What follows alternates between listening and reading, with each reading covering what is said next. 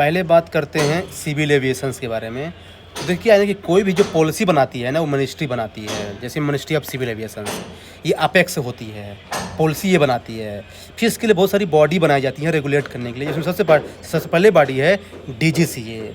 ये बॉडी जो है ना, ये रेगुलेट करती है, मतलब कि लाइसेंस देती है एयरक्राफ्ट वाले को कि है ना, अगर ये लाइसेंस रद्द कर दी ना तो आप जो है ना एरोप्लेन नहीं चला सकते हैं। ये लाइसेंस का काम, फ्लाइट सेफ्टी का काम यही है, ध्यान रखिएगा। फिर होती है एयरपोर्ट अथॉरिटी ऑफ इंडिया। ये करते हैं, ये ऑपरेशन काम करती है कि एयरपोर्ट कैसे ऑपरेट है। जैसे अभी जो नोएडा एयरपोर्ट बना है ना, ये इसी के अंदर बना होगा। और एयर ट्रैफिक कंट्रोल भी यही मैनेज करता है, एयरपोर्ट अथॉरिटी ऑफ इंडिया। फिर एक होता है BCAS, bureau of civil aviation security. ये क्या करता है ना कि मतलब जो आदमी पैसेंजर उनकी जांच करता है, कोई हथियार नहीं ले जा रहा है, हाईजैकिंग वाला काम यही देखता है, हाईजैकिंग वाला कि कोई एयरप्लेन के हाईजैक कर लिया, ये सब काम यही करता है सिक्योरिटी वाला। इसलिए इसका जो ये नहीं होगा, पैसेंजर का बैगेज का सब स्क्रूटनी यही करता है। फिर एक और है ना, एयरक्राफ्ट एक्सीडेंट इन्वेस्टिगेशन ब्यूरो, जो अभी अहमदाबाद प्लेन क्रैश के सामने ये बड़ी न्यूज़ में आई थी। कोई प्लेन क्रैश हो गया, उसकी जांच यही करता है, और उसकी जांच जैसे होती है, उसकी जांच जाती है DGCA के पास। अगर उसमें कोई गलती पाई गई तो उसके लाइसेंस को रद्द कर देता है DGCA। ये इसका पूरा मैकेनिज्म चलता है। ये शिकागो कन्वेंशन के अंदर बनाया गया है, ये चीज़ आपको पता होना चाहिए। फिर एक और है एयर इंडिया लिमिटेड है। जितने भी कमर्शियल एयरलाइन है ना, ये सब यही करते हैं, passenger commercial airline. Air India limited ये गवर्नमेंट कंपनी है, मतलब कि प्राइवेटाइज्ड है, और ये जो है ना, इसमें मंडे में सप्लाई आप नहीं कर सकते हैं। हाँ, फिर एक होता है HAC, हिंदुस्तान एयरक्राफ्ट लिमिटेड।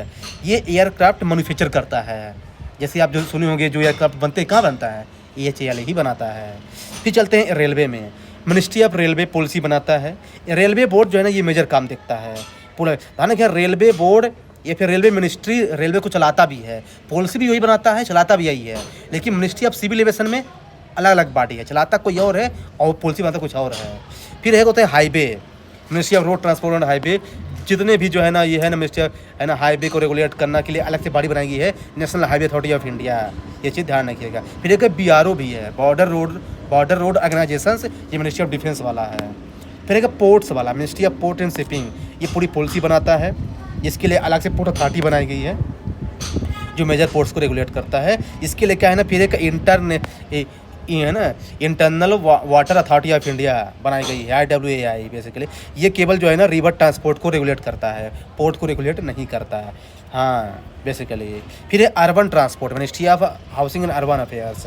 ये भी कभी पॉलिसी बनाती है। जैसे DMRC, Delhi metro rail corporation, ये कौन बनाया है, ministry of housing and urban affair के अंदर आता है। तो देखिए क्या है कि ये कुछ स्कीम है, आपको पता होना चाहिए। बेसिकली अगर UPSC पूछता है तो ध्यान रखिएगा कि जो national highway authority of India है, ये हाईवे को बनाता है लेकिन पॉलिसी नहीं बनाता। DGCA ये रेगुलेट करता है, लेकिन ये एयरपोर्ट को रन नहीं करता, है ना। IWAI ये रिवर को केवल हैंडल करता है, सी पोर्ट्स को नहीं। और रेलवे मिनिस्ट्री डायरेक्टली ट्रेन को ऑपरेट भी करता है और पॉलिसी भी बनाता है। और BRO केवल मिनिस्ट्री ऑफ डिफेंस के अंदर आता है।